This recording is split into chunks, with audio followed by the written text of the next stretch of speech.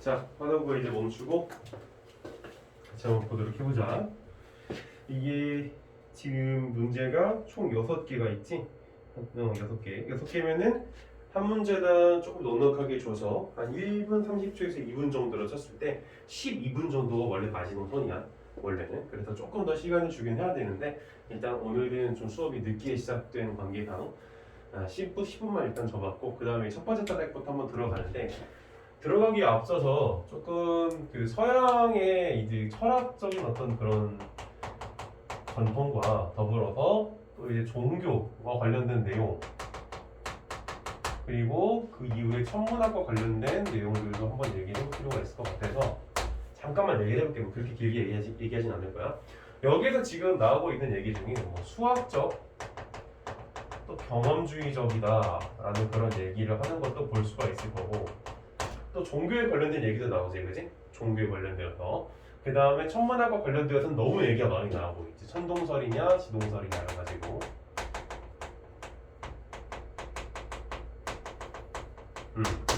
그래서 얘기를 해보자면 이제 그 언제냐 한 기원 후지 그러니까 CE 한 그 4,500년쯤이었나? 아마 그때쯤이었을 거야. 4,500년쯤 되는 것 같은데 이때쯤에 그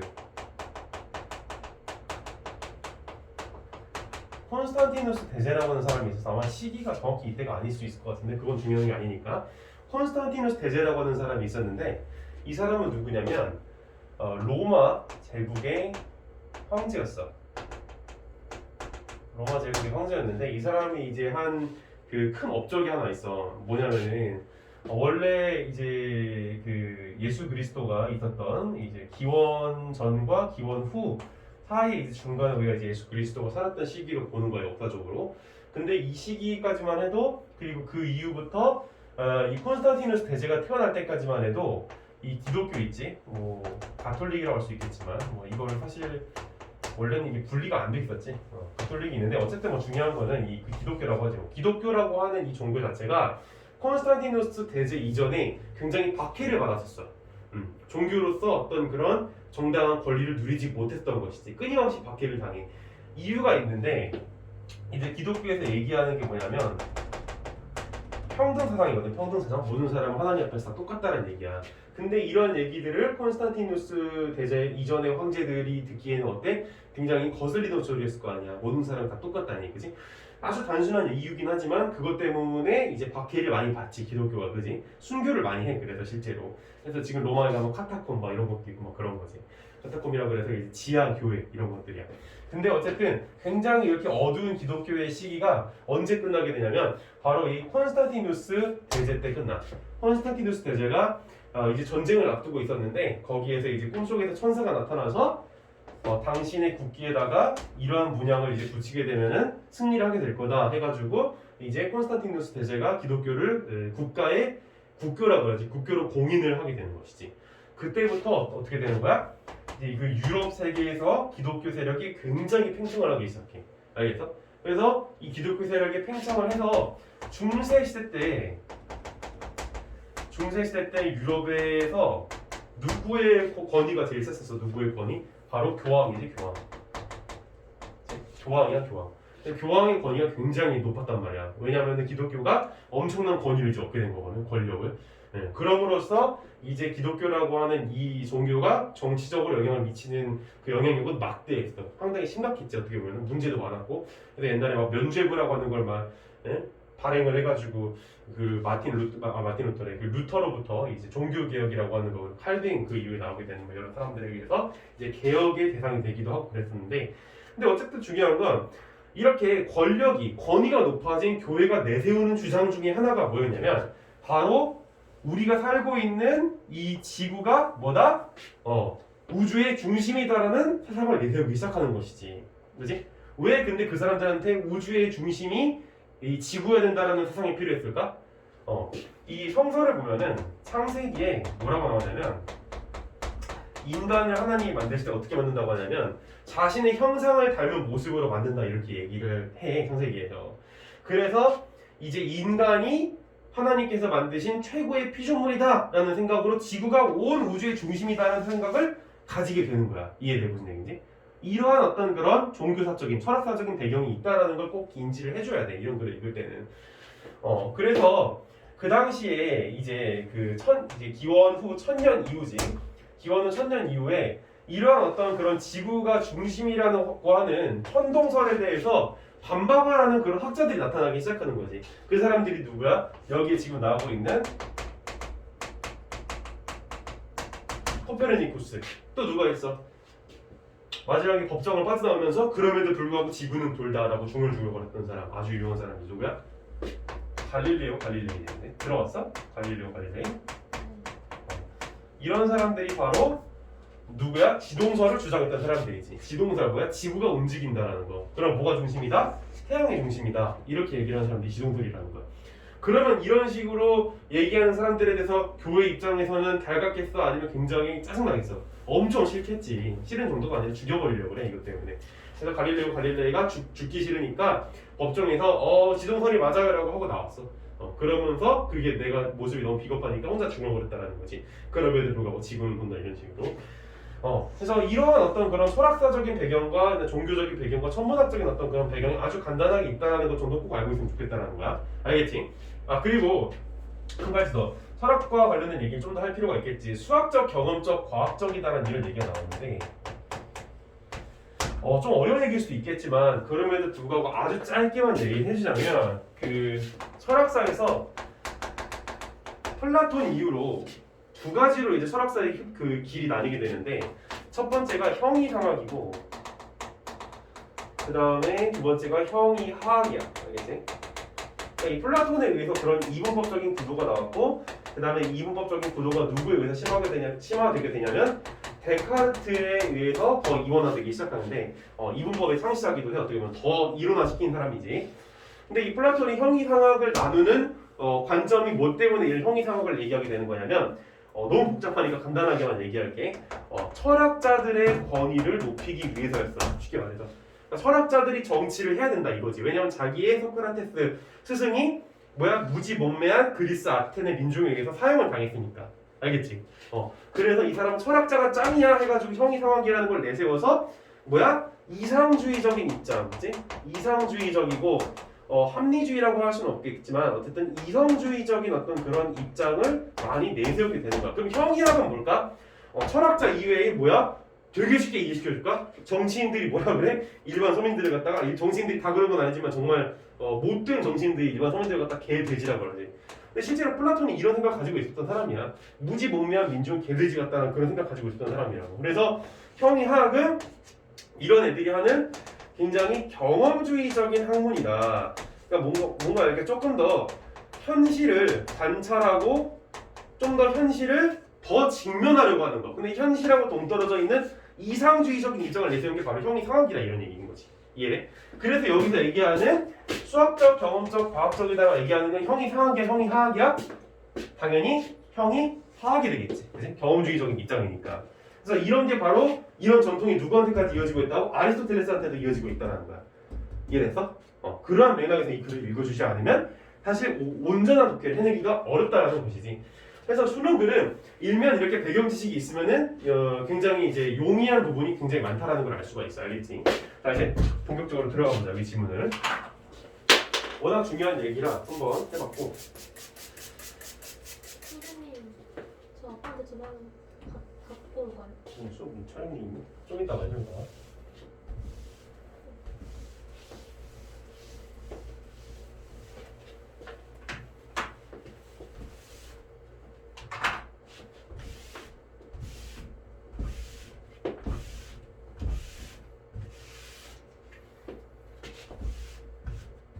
자, 16세기 전반에 여기서부터 문자를 남겨두면 되겠지. 16세기 전반에 서양에서 태양 중심설을 지구 중심설의 대안으로 제시하며 시작된 천문학 분야의 개혁은 경험주의 확산과 수리과학의 발전을 통해 형이상학을 뒤바뀌는 변혁으로 이루어졌다라는 거. 이 말이 이해가 안 됐을 수도 있겠지만 지금 이 얘기를 들었기 때문에 조금 와닿는 부분이 있지. 그치? 경험주의적인 입장을 내세우면서 기존의 형이상학이 뒤흔들린다 이런 얘기가 되는 거야. 이해돼? 별로 어렵지 않게 사실 이해할 수 있는 부분이기도 해. 그래서 선생님이 오늘 나눠준 너희들한테 내용 정리에는 어떤 식으로 이제 내용이 들어가면 좋겠냐면은 이 컨텐츠를 정리할 때 예시를 내가 샘플을 여기다 이제 적을 거야. 자, 일단 그 지금 첫 번째 단락 우리가 들어가고 있지. 첫 번째 단락이 지금 들어가고 있는데 첫 번째 단락에서 지금 나오고 있는 부분이 16시 전반에 관련된 얘기를 지금 하고 있고 이때 나왔었던 바로 무엇? 경험주의 확산 또 태양 중심설의 확산 이런 건데 보면 봐봐.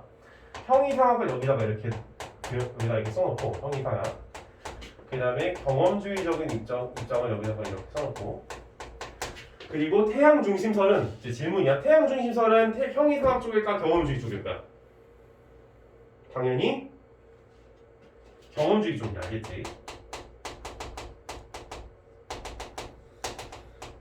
그리고 지구 중심설은 어디야? 여기지. 형이상학 쪽이 되겠지, 지구 중심설. 그래서 태양 중심설, 경험주의, 지구 중심설, 형이상학이라는 이런 도식을 시켜놓는 거. 이런 게 너희들이 해야 된다는 거야, 과제로, 알겠지? 그리고 나서 이런 어떤 그 천문학 분야의 개혁은 경험주의 확산과 더불어서 수리과학의 발전. 그러니까 수리과학도 형이상학 쪽이 아니라 경험주의 쪽으로 매칭을 시켜놔야 돼, 알겠지? 그래서 수리과학의 발전을 통해서 기존에 있었던 형이상학을 뒤흔드는 그런 변혁으로 이어졌다. 그래서 서양의 우주론이 전파되자 중국에서는 중국과 서양의 우주론을 회통하려는 시도가 전개되었고 이 과정에서 자신의 지적 위상에 대한 관심이 제고되었다. 그러니까 다시 생각하게끔 되었다라는 것이지. 회통이 뭐야? 회통? 기존에 가지고 있었던 자신들의 기반을 통해서 상대의 입장을 통합시키려고 하는 그런 어떤 그 행동을 그런 의도를 회통이라고 얘기를 하게 되는 거야. 이해돼? 그래서 이러한 어떤 그 서양의 우주론 뭐야? 형이상학을 뒤흔들고 있는 경험주의적 수리과학적인 입장이 이게 서양의 우주론이 지금 이게 어떻게 되고 있다고? 중국의 회통 시도를 하게 만들고 재고를 하게 만들었다라는 거. 이런 식으로 너희들이 내가 오늘 나눠준 학습지에다 정리를 하면 되는 거야. 알겠어? 반드시 도식화 이런 연습은 독해를 기르는 데 있어서 정말 필수적이다라는 얘기를 꼭 해주고 싶고 그래서 이제 첫 단락에 주제를 한번 적어볼까? 첫 단락에 뭐 주제라고까지 할 수도 없게 소주제 뭐 적어볼까? 뭐야? 경험주의 확산에 의한 서양 우주론의 변혁과 중국의 영향, 그지? 그러니까 서양 우주론이 중국에 미친 영향 이렇게 쓰면 되겠지, 그지? 이 정도로 이제 써주면 좋을 것 같아. 조금 더 간단할수록 더 좋기는 해, 알겠지? 단락별 정리, 이건 기본기 때만 한다고 나 굳이 나중에 안 할 거야. 자, 그 다음에 두 번째 단락 넘어가서 복잡한 문제를 단순화하여 푸는 수학적 전통을 이어받은 코페르니쿠스는 자, 그러니까 영어래. 이거 그 국어 이 영역에서 수식어가 굉장히 중요할 때가 많아. 수식어가 뭐야? 형용사를 얘기하는 거지. 명사를 수식하는 형용사 얘기하는 거야. 무슨 영어 같긴 하지만 이거야. 지금 수식어가 복잡한 문제를 단순화하여서 푸는 수학적 전통을 이어받은 이런 데다가 밑줄이 이렇게 빡 쳐져 있어야 돼. 보통은. 물론 여기서 이 지금 밑줄 친 부분의 중요성이 엄청나게 중요하다 뭐 이런 건 아닌데 이 수식어가 나오는 이유는 두 가지일 거야. 첫 번째는 당연히 부연 설명이겠지. 누구에 대해서? 이 수식을 받는 누구 코페르니쿠스에 대해서. 그 다음에 두 번째는 도대체 왜 수식을 이렇게 해놓는 걸까? 중요하기 때문이겠지. 그러니까 중요 내용이기 때문일 수 있을 거야. 그래서 이 두 가지 정도를 우리가 생각을 해볼 수 있다라는 거. 반드시 짚고 넘어가야 되는 부분이고 복잡한 문제를 단순화해서 푸는 수학적 전통을 이어받은 그리고 아까 전에 우리가 경험주의에다가 수리과학을 매칭을 시켜놨기 때문에 이 두 번째 단락에서 코페르니쿠스 같은 경우에는 형이상학의 입장이 아니라 경험주의적인 입장에 지금 놓여 있을 수 있겠구나라는 생각을 가져볼 수 있다라는 거야. 글을 이런 식으로 읽어줘야 돼. 이게 나중에 우리가 심화 과정에서 배우게 되는 뭐가 되는 거야? 대조 구조가 되는 것이지. 알겠어? 비교 대조 구조인 거야.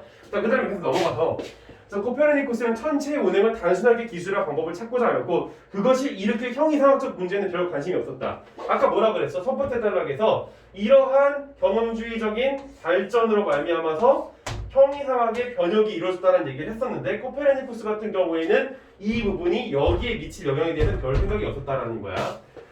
여기 드디어 누가 나오기 시작해? 아리스토텔레스가 나오기 시작하지.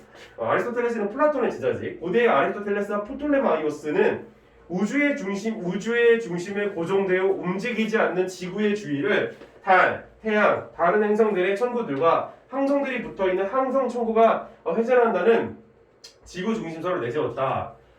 그래서 여기서도 수식어가 굉장히 길게 나오는 걸 우리가 지금 확인할 수 있지. 뭐야? 여기서부터 여기까지가 싹 다 수식어지, 그치? 역시 부연 설명인 거야. 뭐에 대한? 천동설에 대한. 알겠어?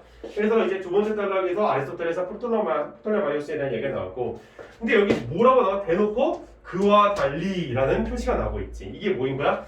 그러나 또는 하지만 정도의 어떤 그런 파워를 가지고 있는 접속 부사라고 볼 수 있겠지. 코페르니쿠스는 태양을 우주의 중심에 고정하고 그 주위를 지구를 비롯한 행성들이 공전하면 지구가 자전하는 우주 모양을 만들었다. 바로 뭘 제시한 거야? 지금 아리스토텔레스와 프톨레마이오스가 제시한 천동설에 대한 정면 반박을 하고 있는 지동설의 입장을 내뒀다는 걸 우리가 여기서 바로 발견할 수가 있겠지. 어렵지 않게. 그러자 프톨레마이오스보다, 그러니까 천동설을 얘기한 프톨레마이오스보다 훨씬 적은 수에, 이런 식으로 훨씬이란 말이 쓰였으면 중요하겠지. 왜냐면 예수는 글이라고 하는 게 생각보다 드라이한 글이야. 그렇게 막 감정적인 글이 아니란 말이야. 왜? 아까도 얘기했지만 분석적이고 논리적인 글이기 때문에. 그런데 여기에서 이런 훨씬이라고 하는 수식어가 나온다? 뭔가 굉장히 중요한 이유가 있으니까 이렇게 나오겠지. 그럼 얘는 어떻게 될 확률이 높아? 선택지의 선지로 나올 확률도 높겠지. 그런 식으로 조금씩 감을 얻어갈 수는 있다는 거야. 그래서 훨씬 적은 수의 원으로서 행성들의 가시적인 운동을 설명할 수 있었고, 플러스지 지금 뭐 장점이 더 있나 봐. 행성이 태양에서 멀수록 공전 주기가 길어진다는 점에서 단순성이 충족되었다라는 거야. 그러니까 원도 말이 안 필요하고 하고 단순하고 이렇다라는 것이지. 그러니까 직관적인 이해가 된다라는 거야 지금 보니까. 자, 그럼 정리해 볼까? 두 번째 단락에서 지금 얘기하고 있는 거 고대의 아리스토텔레스. 대충 쓸게. 이거 프톨레마이오스. 이 친구들이 내세운 거는 천동설. 태양이 아니라 그 지구가 중심이 되고 나머지 행성들이 태양을 포함해서 태양 플러스 이런 행성들이 공전을 하고 있다는 입장인 것이고, 그런데 이거하고 완전히 대비되는 주장을 하고 있는 누가 나오고 있는 거야? 네, 지금 프톨레마이오스보다 훨씬 적은 수의 코페르니쿠스. 이 코페르니쿠스의 이 지동설은 그래서 엄청나게 변혁적인 이야기를 얘기할 때 코페르니쿠스의 변혁 같다 이런 식으로 이제 얘기를 하기도 해. 그래서 코페르니쿠스 같은 경우에는 아까도 얘기했다시피 이제 지동설을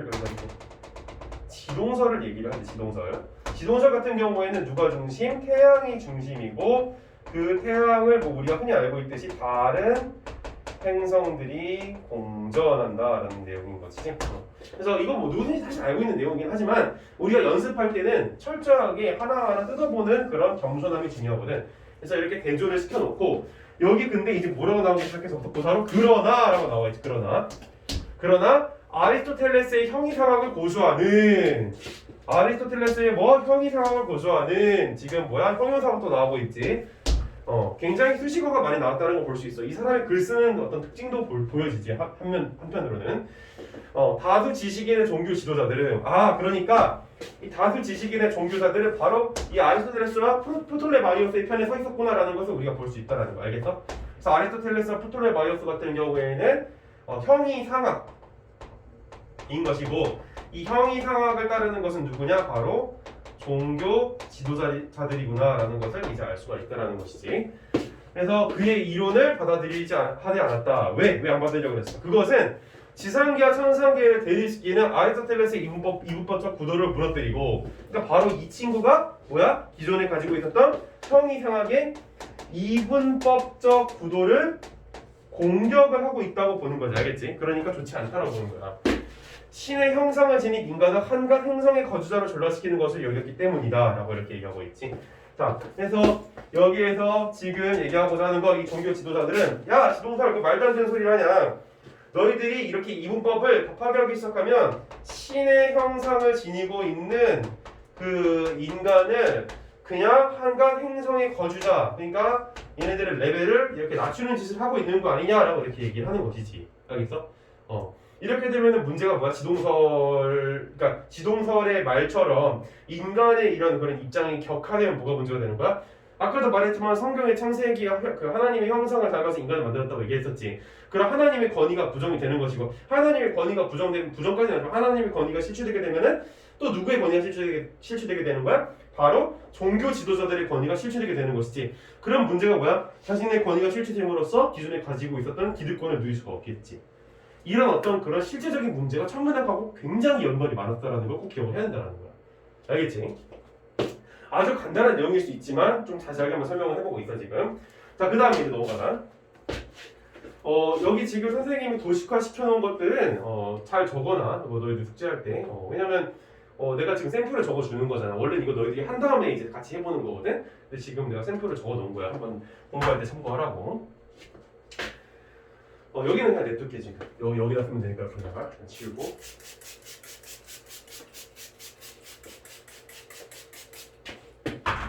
너희들이 나보다 더 도식화 잘할 수 있을 거고, 이거는 그냥 어디까지나 샘플일 뿐이라는 거야.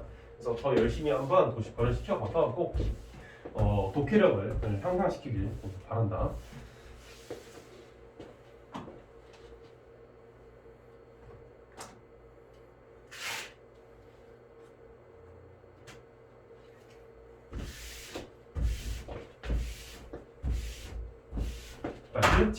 지금까지 내용들은 뭐 그렇게 어려운 게 없었다라는 걸 알 수가 있을 거야. 자, 넘어가 보자. 16세기 후반. 자, 16세기 후반에 브라인은 코페르니쿠스 천문학의 장점을 인정하면서도 아리스토텔레스의 형이사학과의 상충을 피하고자 우주의 중심에 지구가 고정되어 있고 달과 태양과 행성들은 지구 주위를 공전하며 지구 외의 행성들은 태양 주위를 공전하는 모양을 제안하였다. 여기까지 한번 끊어볼까? 지금 브라의 입장이 나와. 브라의 세 번째 탈락부터. 잠깐만 미안. 아까 두 번째 탈락을 내가 정리를 안 했지. 주제를 소주제 정리하고 넘어왔어야 되는데. 자, 두 번째 탈락의 소주제는 이제 뭐가 될까? 간단하지. 여기서는 지금 뭐냐면은 아리스토텔레스의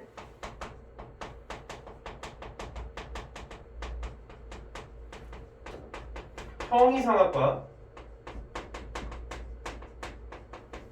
코페르니쿠스의 지동설의 대립. 간단하지. 이게 다야. 세 번째 달락으로 넘어가자. 세 번째 달락. 지금 누가 나오고 있어? 브라이가 나오고 있지. 이 브라이 같은 경우에는 어떤 입장이라고 우리가 정의할 수 있겠어? 뭐 글 읽은 사람들은 다들 알겠지만 절충적인 입장을 취하고 있지. 간단하게 느낄 수 있을 거야. 절충적인 입장. 여기서 보면은 코페르니쿠스의 천문학의 장점을 인정.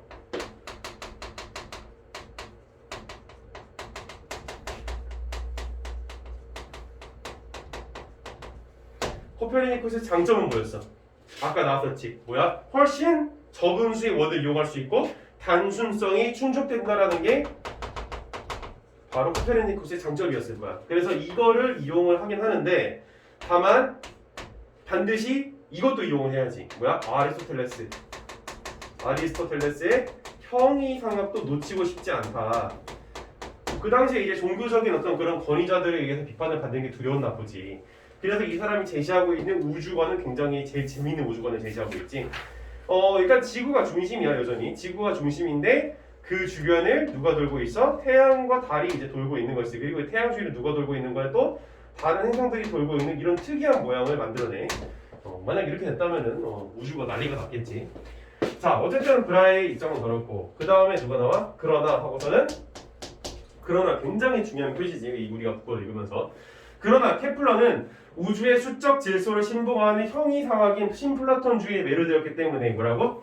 우주의 수적 질서를 신봉하는 이라고 지금 또 수식어가 나와 있지. 우주의 수적 질서를 신봉하는 형이상학인 신플라톤주의에 매료되었기 때문에 태양을 우주 중심에 배치하여 단순성을 추구한 코페르니쿠스의 천문학을 받아들였다 라고 하고 있어 지금. 이 신플라톤주의 같은 경우에는 수적 질서를 신봉을 한 거지. 형이상학이긴 하지만 수적 질서를 신봉하는 조금 특이한 주의인 것 같아. 그래서 이 사람은 태양을 우주 중심에 배치하여 단순성을 추구한 코페르니쿠스의 천문학을 받아들이긴 했대. 하지만 그는 동시에 뭐야? 경험주의자였다네. 그러니까 형이상을 받아들이면서 또 경험주의자야. 특이한 사람이지. 그래서 브라해의 천체 관측지를 활용하여서 누구를 활용해서 브라해의 천체 관측지를 활용을 했대. 그래서 태양 주위를 공전하는 행성의 운동 법칙들을 수립할 수 있었다. 우주의 단수성을 새롭게 보여주는 이 법칙들은 아리스토텔레스 형이상학을 더 이상 온전할 수 없게 만들었다라고 얘기하고 있지. 자, 브라해 다음에 지금 누가 나오고 있대? 케플러가 나오고 있는데 이 케플러 같은 경우에는 지금 두 가지 입장이 있는 거지. 신플라톤주의 있는 것이고 그 다음에 동시에 경험주의적인 입장을 또 취하고 있대. 경험주의적 입장. 그래서 이 사람은 코페르니쿠스를 일단 받아들이고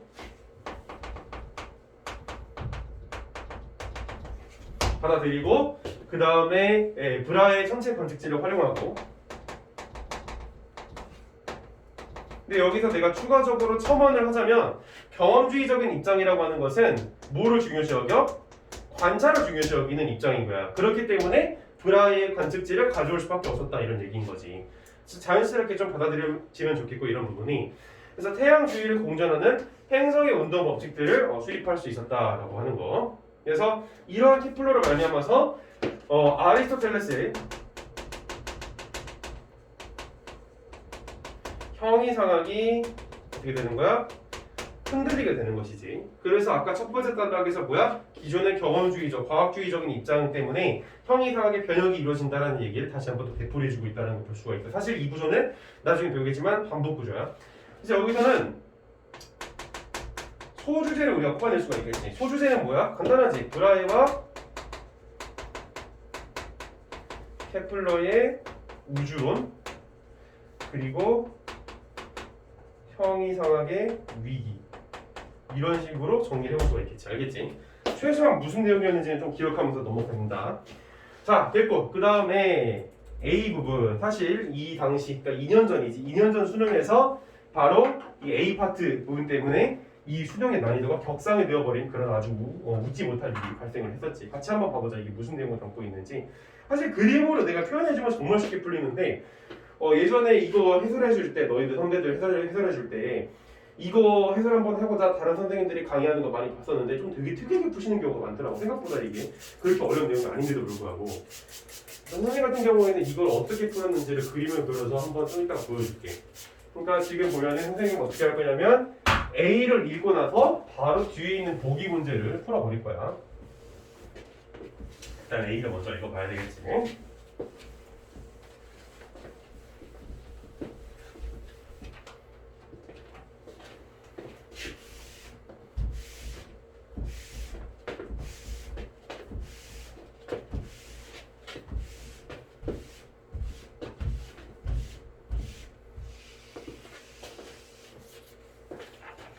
자 보자. A. 17세기 후반에 뉴턴은 태양 중심설을 역학적으로 정당화하였다. 역학적이라고 하는 것은 이제 물리학적으로 정당화시켰다 이런 얘기가 되겠지. 그래서 그는 만유인력 가설로부터 케플러의 행성 운동 법칙들을 성공적으로 연역했다. 그래서 이때 가정된 만유인력은 두 질점을 서로 당기는 힘으로 그 크기는 두 질점의 질량의 곱에 비례하고 거리의 제곱에 반비례한다. 이런 식으로 지금 얘기가 나오고 있어. 자, 그래서 조금씩 정리해보자면 지금 아까 세 번째 단락까지 했고 네 번째 단락이 지금 뉴턴에 대한 얘기가 나오고 있는데 뉴턴은 지금 태양 중심설을 내세우고 있지.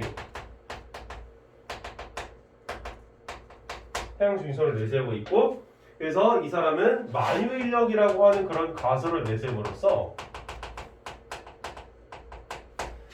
케플러의 행성 운동 법칙을 증명을 하는 거지. 케플러의 이론을 증명을 해내고 있는 거야, 뉴턴이. 자, 근데 거기까지는 뭐 간단했어. 중요한 건 이 뒤부터지. 만유인력이라고 하는 거. 자, 만유인력이라고 하는 건 무엇이냐? 자, 두 질점이 서로 당기는 힘이 만유인력이래. 그래서 그 크기는 두 질점의 질량의 곱에 비례하고 거리의 제곱에 반비례한다. 직관적으로 이해가 될 거야. 물체의 무게가 무거울수록 끌어당기는 힘이 더 강해질 수밖에 없겠지. 근데 그 두 물체 사이의 거리가 멀어질수록 그 크기가 약해질 수밖에 없겠지. 그런 얘기인 거야. 근데 그 다음부터가 중요하지. 지구를 포함하는 천체들이 밀도가 균질하거나 구 대칭을 이루는 구라면 천체가 그 천체 밖 어떤 질점을 당기는 만유 인력은 그 천체를 잘게 나눈 부피 요소들 각각이 그 천체 밖 어떤 질점을 당기는 만유 인력을 모두 더하여 구할 수 있다라고 얘기 나오지. 이게 되게 중요한 거야. 다시 한번 읽어볼까? 지구를 포함하는 천체들이 밀도가 균질하거나 구 대칭을 이루는 구라면 천체가 그 천체 밖 어떤 질점을 당기는 만유 인력은 그 천체를 잘게 나눈 부피 요소들 각각이 그 천체 밖 어떤 질점을 당기는 어떤 만유 인력을 모두 더하여 구할 수 있다. 이 부분이 이해가 됐어야 되는 거야. 사실은 이거 하나만 가지고도 선생님은 뒤에 있는 보기 문제 몇 번이냐 31번을 해결을 하곤 했었어. 좀 옛날에 풀었던 거긴 하지만 자, 좀 이따가 다시 한번 얘기해보고 그래서 여기에다가 지구보다 질량이 큰 태양과 지구가 서로 당기는 만유력이 서로 같음을 증명할 수 있다. 이 부분이야. 뭐라고? 여기에서 지구보다 질량이 큰 태양과 지구가 서로 당기는 만유력이 서로 같음을 증명할 수 있다는 얘기. 다 이게 이해가 잘 됐으면 뒤에 31번 문제가 어렵지 않게 풀렸을 텐데 대부분 이 얘기가 뭔 소리요 하고 넘어갔기 때문에 이해가 하나도 안 됐던 거야. 설명을 해줄게. 봐봐. 여기 하나씩 지구를 포함한 천체들이 밀도가 균질한 구대칭을 이루는 구. 그러니까 구야 구. 거의 완벽에 가까운 구라고 보면 돼. 물론 내가 완벽에 가까운 원을 그리진 않았지만 구를 그리진 않았지만 그랬을 때 천체 밖에 어떤 천체가 있어 이렇게. 알겠지? 자, 천체 밖에 어떤 천체가 있다. 지금 우리가 중심으로 보고자 하는 천체는 얘야. 그래서 이 천체 밖에 또 다른 천체가 있는 거지. 그러면 이 두 개 사이에서 잘 두고하는 만유 인력이 얼마 정도 되는지 측정하기 위해서는 그 천체를 잘게 나눈 부피 요소들 각각이 그러니까 예를 들어서 잘게 나눌게 이거를 뭐 이런 식으로 대충 나눠봐. 알겠지? 뭐 이게 그림이 잘 그리는 게 좀 중요한 게 아니니까 이런 식으로 대충 나눠봤어. 알겠지? 그랬을 때 여기에 있는 자잘자잘한 뭐야? 이 하나하나를 뭐라고 부르는가? 부피 요소라고 부르는 거고 그리고 그 부피 요소들 각각이 그 천체 밖 어떤 질점을 당기는 만유 인력을 모두 더할 수 있다. 이런 식으로 얘기를 하고 있지. 그러니까 여기서 지금 보면은 여기 이 두 개를 뭘로 넣을까? 얘를 태양으로 놓고 얘를 지구로 놓고 한번 생각을 해보자고. 그랬을 때 여기에서 잘게 나는 부피 요소를 각각이 그 천체 밖 어떤 질점을 당기는 만유 인력을 모두 더하여 구할 수 있다라고 하는데 여기에도 지금 뭐야? 각각의 지구의 부피 요소들이 있을 것이고 그 부피 요소들의 중심에 뭐가 있게 되는 거야? 질점이 있다고 이렇게 보는 거라고. 마치 세포처럼. 이해돼? 잘게 나누고 여기에다가 지금 점을 이렇게 찍어 놓은 거야. 그랬을 때 그 점들 각각을 질점이라고 보게 되는 것이고 여기서도 이 점들 각각 질점으로 보게 된다는 거지. 그랬을 때 뭐래? 지금 여기에서 부피 요소들 각각이 얘네들 각각이 여기에 있는 뭐야? 얘를 지금 한 질점을 끌어당기는 힘, 얘도 한 질점을 끌어당기는 힘, 얘도 한 질점을 끌어당기는 힘, 얘도 한 질점을 끌어당기는 힘, 끌어당기는 힘 이런 식으로 해서 만유 인력을 결정하게 된다는 것이야. 그래서 내가 이걸 이제 수치적으로 풀어서 설명을 해줘볼게. 예를 들어서 내가 지금 태양을 나눈 이 부피 요소가 여기에 100개가 있다고 쳐봐. 알겠지? 100개가 있고 그 다음에 지구 같은 경우에는 부피 요소가 몇 개 있다고 치냐면 10개가 있다고 쳐봐. 그랬을 때 여기 지금 태양에 100개가 있고 지구에 10개가 있는데 이 각각의 지구가 가지고 있는 이 부피 요소들의 그 질점을 끌어당기는 힘을 10이라고 치면 얘가 가지고 있는 얘를 끌어당기는 만유 인력은 전부 얼마가 되는 거야? 1000이 되는 거지. 이해돼? 이해 안 되는 사람 질문해. 이거 어려운 내용일 수 있어. 그 다음에 여기 지구에서는 부피 요소들이 10개가 있다고 쳤어. 그랬을 때 이 각각의 부피 요소들, 이 각각의 질점이 여기 태양에 있는 각각의 질점을 끌어당기는 힘 이렇게 했을 때 각각의 끌어당기는 힘을 100이라고 치면은 얘도 1000이 되는 거 아니야? 알겠지? 그래서 태양과 지구가 끌어당기는 만유 인력이 서로 같다는 결론이 나오게 된다는 거야. 이해돼? 이런 식으로 하면 그냥 끝나. 다만 이제 보기에서는 우리한테 조금 더 용이성을 더 첨가시켜 주는데 내가 지금 여기 태양을 중심으로 했을 때 끌어당기는 이런 식으로 했잖아. 각각의 대상으로 하고 있는 질점들이 달랐단 말이야. 근데 보기에서는 그거를 조금 더 편하게 해주는 거야. 어떻게? 그냥 이거 통으로 해서 가운데 있는 질점 끌어당기는 걸로 봐라. 이런 식으로 이런 식으로 생각을 해라 그랬던 거야. 여기서 좀 이따 같이 보겠지만. 그리고 마찬가지로 지구가 태양을 끌어당기는 힘에 대해서 생각을 해볼 때 그냥 이거를 한 덩어리로 보고 걔의 중심을 끌어당기는 걸로 봐라. 이런 식으로 생각을 했다라는 것이지. 그걸 좀 더 보기에서 용이하게 해줄 뿐이라는 거야. 보기에서 하고 있는 얘기 대단한 거 별로 없어. 그냥 간단하게 해주는 장치밖에 안 된다는 거야. 어쨌든 이 원리는 이해되지. 알겠어? 이걸 이렇게 이해하고 넘어가면 그냥 끝나. 이거를 막 시간 대입해가지고 부피가 어쩌고저쩌고 막 제곱의 반비례한다 이거 다 이용해서 하는 사람들이 있어. 틀린 건 아니지만 실전적으로 적용하기는 너무 어렵다라는 거. 이것도 하나도 틀린 게 없거든. 자, 그래서 뉴턴은 이 원리를 적용하여 달의 공전 궤도와 사과의 낙하 운동 등에 관한 실질값을 연역함으로써 만유 인력의 실제를 입증하였다라고 하고 있지. 이건 아까 앞에서 한 얘기하고 거의 비슷하니까 그냥 넘어가고. 자, 내가 지금 저희 31번을 같이 보도록 해볼 거야. 자, 31번 지금 보면은 PPT를 넘겨야 되겠지. 자, 여긴데 31번.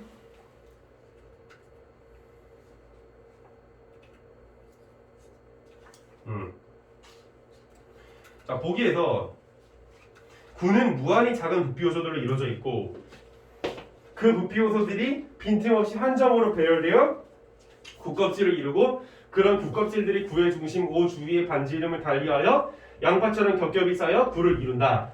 이때 부피 요소는 그것의 부피와 밀도를 곱한 값을 질량으로 갖는 질점으로 볼 수 있다라고 이렇게 얘기하고 있지. 뭐라고? 부피하고 밀도를 곱한 값을 질량으로 갖는 질점으로 볼 수 있다라고 얘기하고 있지. 이거는 지금 뭐를 얘기해 주는 거냐? 별거 없어.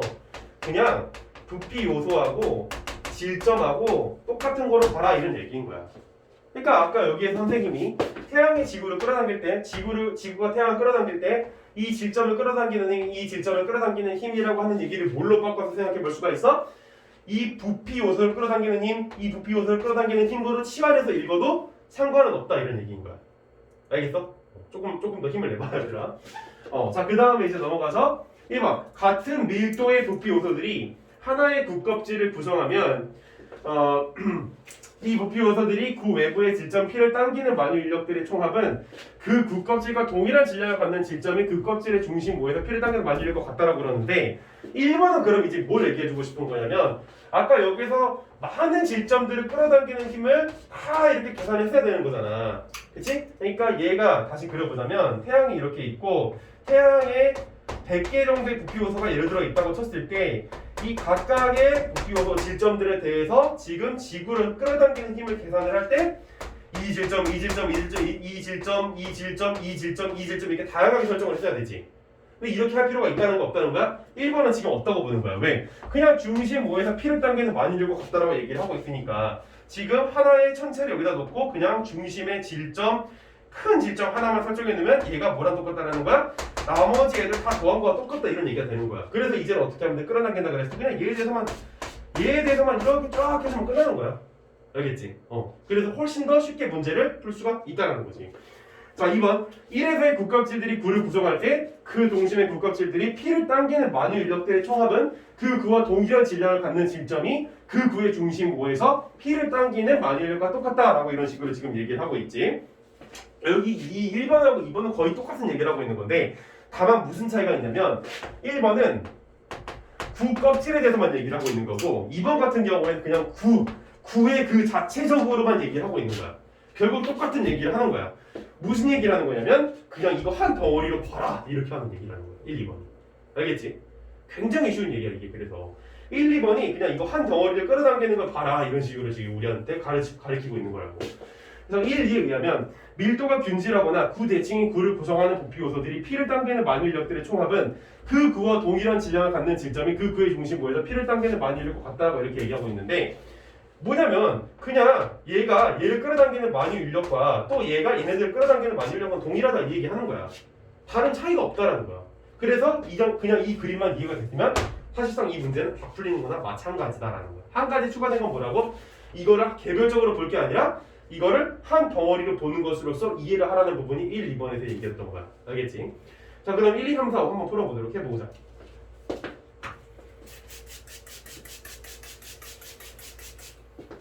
오늘 지금 시간이 조금 오버가 되고 있어가지고 일단은 케플러 이거 그 천문학과 관련된 질문은 여기 31번까지만 일단 해결을 하고 나머지 것들은 선생님이 영상을 찍어서 보여주거나 아니면 토요일에 다시 한번 보충을 해줄게. 그리고 뒤로 넘어가 보자. 일단 이게 제일 중요한 문제였기 때문에. 자, 1번부터 보면은 밀도가 균질한 하나의 행성을 구성하는 동심의 구껍질들이 같은 두께일 때 하나의 구껍질이 태양을 당기는 만유 인력은 그 껍질의 반지름이 클수록 커지겠군이라고 되어 있지. 자, 하나의 굿껍질이 태양을 당기는 만유인력은 그 굿껍질의 반지름이 클수록 커지겠군이라고 얘기했는데 껍질의 반지름이 커진다는 얘기는 우리가 뭘로서 이해를 할 수가 있어? 바로 질량으로서 치환해서 이해할 수 있단 말이야. 알겠어? 왜냐면 여기서 뭐라 그랬냐면은 질량이 뭐야? 부피와 밀도를 곱한 값이라 그랬지. 근데 여기서 껍질이 커지는 건 뭐가 커지는 거야? 부피가 커지는 거지. 그럼 부피가 커지면 질량도 커지겠지. 그럼 아까 우리가 본문 A에서 읽었지만 질량이 커지면 뭐도 커지는 거야? 만유인력이 커지겠지. 그러니까 1번은 맞는 얘기라는 거야. 어렵지 않게 풀어줄 수가 있다는 거지. 이렇게. 자, 그 다음에 2번. 자, 태양의 중심에 있는 질량이 m인 질점이 지구 전체를 당기는 만유인력은 지구의 중심에 있는 질량이 m인 질점이 태양 전체를 당기는 만유인력과 크기가 같겠군이라 그랬는데 이거 별 생각 없이 이거 그냥 맞는 얘기처럼 들려. 왜? 만유인력이 똑같은 거잖아 선생님 이렇게 얘기할 수 있는데 여기서 중요한 게 뭐야? 태양의 중심에 있는 질량이 m인 질점과 지구의 중심에 있는 질량이 m인 질점인 거야. 달라. 무슨 얘기냐면 아까 뭐라 그랬어 본문에서? 질량이 커질수록 만유인력도 커진다 그랬지. 그치? 질량이 커질수록 만유인력이 커진다 그랬다고. 근데 태양의 여기 중심에 있는 질점 m이 있고 이 지구의 중심에 m이 있다고 쳤을 때 여기 하나하나에 대해서 이제 생각을 해보자고. 사실 여기 이미 다 수치로 표현되어 있긴 하지. 뭐야? 이 질점 하나하나가 100개 각각이 어느 정도의 지금 만유인력을 갖고 있다고? 10을 갖고 있다고. 또 지구는 각각의 그 질점들이 어느 정도의 만유인력을 갖고 있다고? 태양 끌어당길 때 100을 갖고 있다고. 알겠지? 그러니까 태양의 질점이 갖고 있는 이 하나의 질점이 갖고 있는 만유인력의 크기는 10인 거고 지구가 가지고 있는 하나의 질점이 끌어당기는 만유인력이 100인 거잖아. 그러니까 같지가 않지. 정답은 2번인 거야. 알겠어? 굉장히 간단하게 풀린단 말이야. 직관적으로 생각을 해봐. 이렇게 큰 덩어리가 이렇게 작은 덩어리가 있을 때 이거를 나눴을 때 나오게 되는 그 개별적인 개체들이 이 지구를 끌어당기는 힘과 또 이 지구를 이렇게 나눠놨을 때 이 지구의 개별적인 개체들이 여기 있는 어떤 한 질점을 끌어당기는 만유인력이 같을 수가 있을까? 직관적으로? 아니지. 왜? 크기가 아예 달라버리는 걸. 같을 수가 없겠지. 알겠지? 하지만 전체의 합은 어때? 전체의 합은 당연히 같겠지. 알겠지? 하지만 개별적인 건 다르다. 그 얘기인 거야. 그래서 개별이냐 전체냐 이걸 따지고 있는 그런 지문이라고. 이걸 막 쓸데없이 해설할 필요가 없다라는 거야. 3번. 질량이 m인 지구와 질량이 m인 달은 둘의 중심 사이의 거리만큼 떨어져 있으면서 질량이 m인 두 질점 사이의 만유인력과 동일한 크기의 힘으로 서로 당기겠군 이라고 되고 있지. 그냥 맞는 얘기지. 왜? 아까 전에 1, 2번에서 얘기하는 게 뭐라 그랬어? 그게 껍질이건 구건 간에 결국 그 중심에서 상대방의 질점들을 당기는 힘으로 그냥 봐도 된다고 얘기를 했단 말이야. 그래서 여기서도 질량이 m인 그 지구와 질량이 m인 달 그 둘 사이 끌어당기는 걸 얘기를 했을 때 m인 두 질점 사이 그냥 끌어당기는 거 하나로서 그냥 치환해서 봐도 된단 말이야. 내가 뭐라 그랬어 아까? 여기 전체에 있는 거 그냥 하나로 치환해서 봐도 된다 그랬지. 3번에서 지금 그거 지적하고 있는 거야. 그냥 보기 1, 2번을 통합해서 얘기하고 있는 거라고 보면 돼. 물론 조금 더 정확하게는 2번이 되겠지만 4번 태양을 구성하는 하나의 부피 요소와 지구 사이에 작용하는 만유인력은 지구를 구성하는 모든 부피 요소들과 태양의 그 부피 요소 사이에 작용하는 만유인력들을 모두 더하면 구해지겠군. 그냥 맞는 얘기지. 그렇잖아. 아니 여기 아까 지구에서 태양에 대한 만유인력을 구할 때 이 각각에 대해서 끌어당기는 힘을 다 더해서 10 곱하기 1000에서 10 곱하기 100에서 1000 나오는 거 아니었어? 그 얘기야 그 얘기. 그러니까 이거 하나로서 문제가 지금 다 풀리고 있는 걸 볼 수가 있지. 5번 반지름이 질량이 m인 지구와 지구 표면에서 높이 h인 중심 h의 중심이 있는 질량이 m인 구조 사이의 만유인력은 r 플러스 h의 거리만큼 떨어져 있으면서 질량이 m인 두 질점 사이의 만유인력과 크기가 같겠군이라고 했는데 이거 지금 보면은 3번하고 거의 똑같은 얘기라고 보면 돼. 알겠어? 그냥 이만큼 거리 떨어져 있는 지구와 구조 사이의 만유인력은 똑같은 그런 거리만큼을 가지고 있는 두 질점 m하고 똑같지 않느냐? 그러니까 전체를 하나로 칠해서 볼 수 있지 않느냐라는 얘기를 똑같이 하고 있는 거랄까 해서 맞는 얘기인 거야. 정답은 2번이 되는 거죠. 얼마나 이게 직관적으로 심플하게 풀리는 문제인지를 보여준 거야 내가 보니까. 그러니까 이런 식으로 문제 풀기를 바랬던 거지. 평가원 여기다가 무슨 그 거리의 반비례 그리고 질량의 비례 뭐 이거 가지고 푸는 게 요구하는 부분이 아니었다라는 거. 자, 그래서 일단 여기까지 선생님이랑 천문학 지문 같이 한번 봐봤고 어려운 내용이긴 해 사실. 그래서 이것 때문에 굉장히 난리가 났었던 건 사실이니까 2년 전에 여기까지 하도록 하고 질문이 있으면 하도록 하고 지금 시간이 한 20분 조금 넘게 남았는데 나머지 시간은 비문학을 하나 하기엔 시간이 없고 뒤에 넘어가서 아니 앞에 넘어가서 여기 그 두 가지 이 문학이 있지 천변 풍경과 오발탄 여기에 있는 거 그냥 가볍게 정답 정도 체크하는 식으로 해서 마무리하도록 해볼게. 자 시간은 이것도 한 10분 정도 주도록 할게. 돌아와.